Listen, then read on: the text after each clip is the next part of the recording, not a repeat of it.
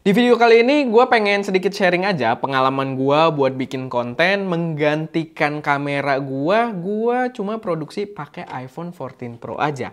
Dan kira-kira gimana experience-nya? Apakah oke? Apakah bisa menggantikan kamera atau a big no sebenarnya? Kalian akan dapat jawabannya kalau ikutin video ini sampai habis.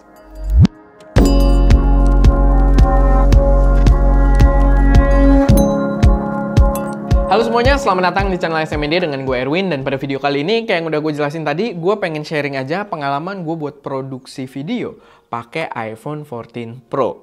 By the way, ini bukan iPhone ini gue dipinjemin sama Studio Ponsel. Jadi kalau kalian tertarik buat beli iPhone 14 Pro, bisa juga mampir, link dari Studio Ponsel udah gue taruh ada di deskripsi.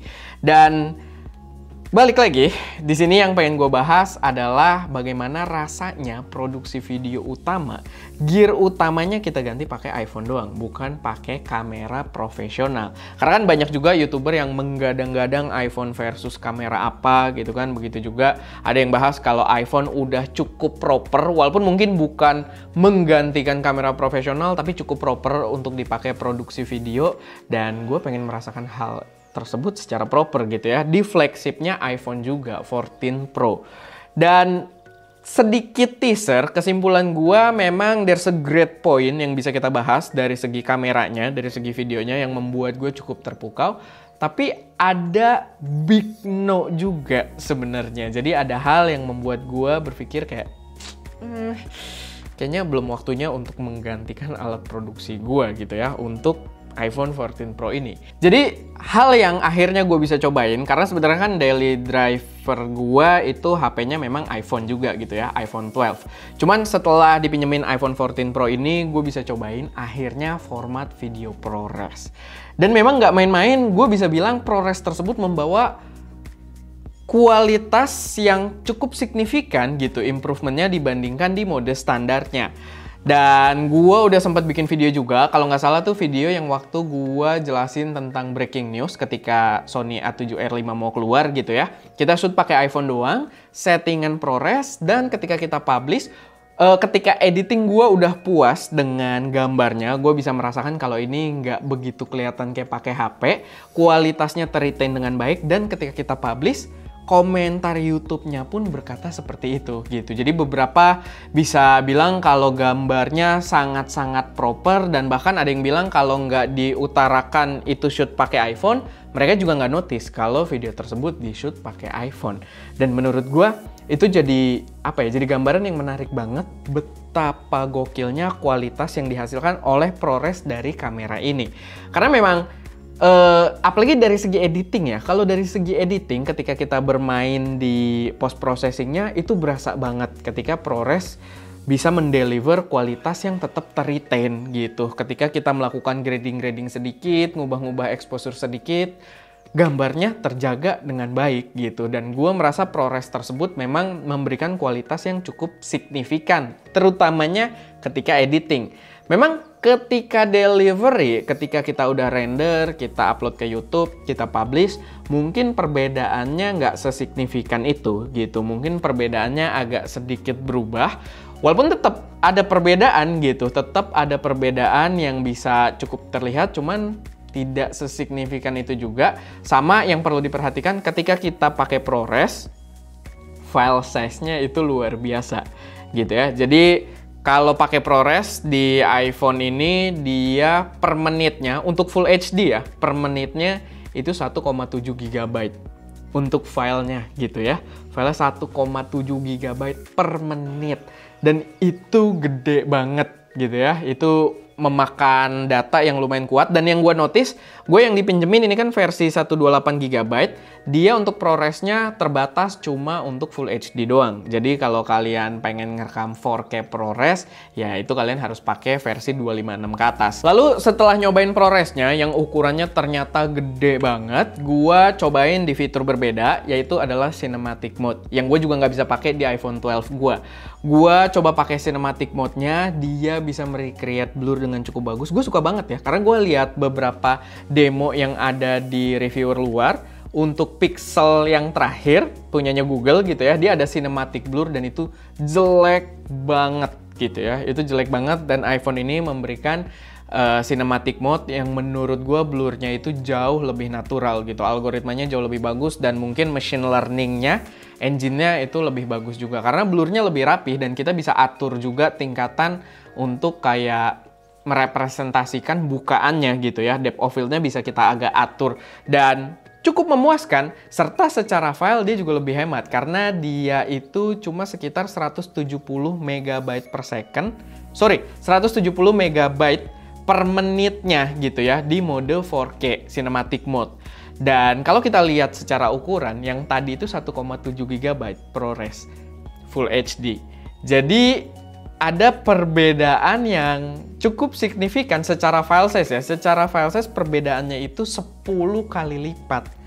Yang menurut gua Cinematic Mode jadi lebih make sense karena gini, perbedaan size-nya 10 kali lipat, tapi perbedaan kualitas yang dibawa, gua sih nggak bisa bilang itu 10 kali lipat gitu. Memang ProRes bagus untuk penggunaan profesional, dia meretain data dengan sangat baik, bagus. Tapi nggak 10 kali lipat lebih bagus gitu. Apalagi Cinematic Mode justru memberikan rasa yang berbeda dengan blurnya gitu. Dengan Cinematic Mode-nya itu, dengan depth of field artificialnya. Dan gue merasa di situ lebih pas lah gitu buat dipakai. Jadi dengan Cinematic Mode ini gue udah sempet coba di opening reviewnya GoPro.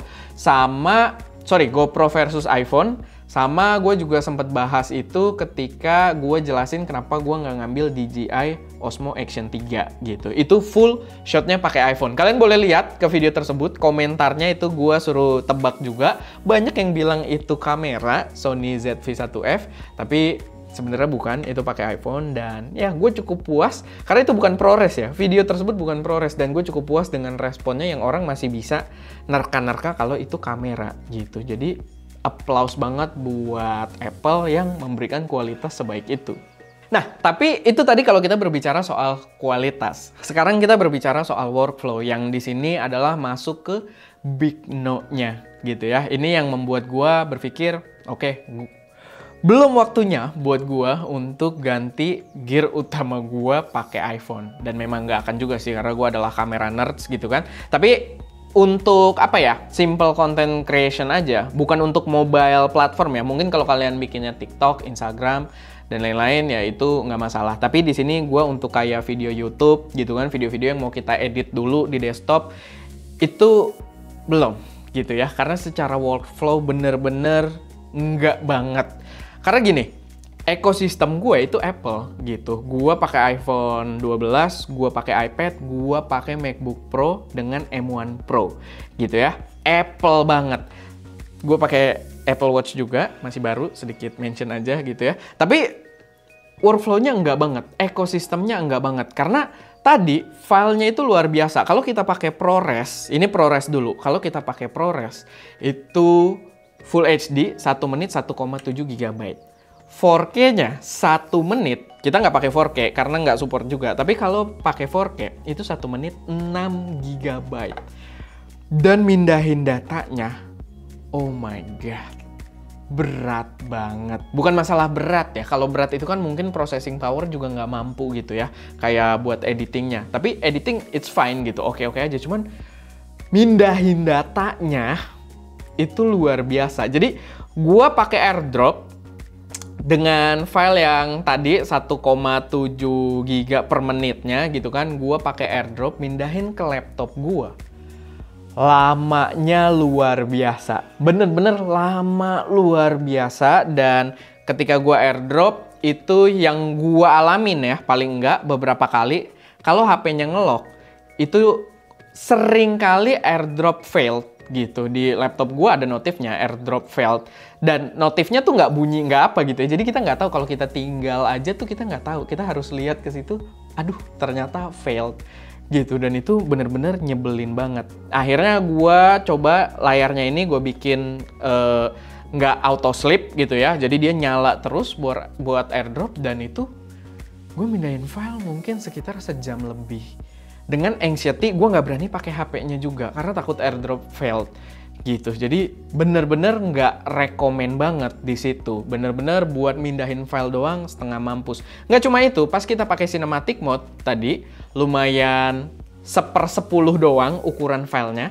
tapi tetap cukup gede. Kalau nggak salah per video yang gue bahas Osmo Action itu per video sekitar 500-an MB. Dan gue pindahnya pakai AirDrop juga.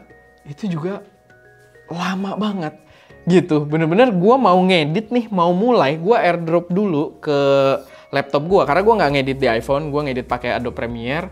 Itu lama banget gitu, lama banget, hampir ya mungkin yang ini mendekati 40-an menit lah gitu, hampir sejam juga. Dan gue nggak berani pakai HP-nya juga, anxiety, gue turn off juga auto sleep-nya gitu kan, takut AirDrop-nya failed. Dan gue sempet cari-cari, gue coba pakai kabel, colok Lightning ke C, gue ada kabel bawaan dari iPhone juga, Lightning ke C, ke laptopnya. Itu dari Photos, gue coba untuk import, nggak jelas juga. Nggak ada progress bar, nggak ada apa gitu ya. Gue nggak tahu kapan filenya selesai, nggak ngerti gue sama sekali. Jadi menurut gue tidak reliable gitu. Begitu juga Ska sempat ngetes, waktu itu kita ngetes video untuk, kita ngetes mic-nya Saramonic. Ska ngerekam pakai iPhone ini karena dia receiver-nya langsung ke iPhone. Gue mindahin filenya ke laptop gitu ya, buat dipindahin ke si Echo Editing gitu. Biasanya kita pakai SSD. Lama banget. Itu cuma tes audio doang, dan gue bilang, Ska lu turun dulu deh, nih lama gitu ya. Dan setelah Ska di bawah, gue ngeliat progress barnya lama banget, gue ngechat di WA, Ska masih lama, ntar aja naiknya. Jadi cuma buat tes shot doang, tes mic doang, dan itu menurut gue bener-bener nggak reliable.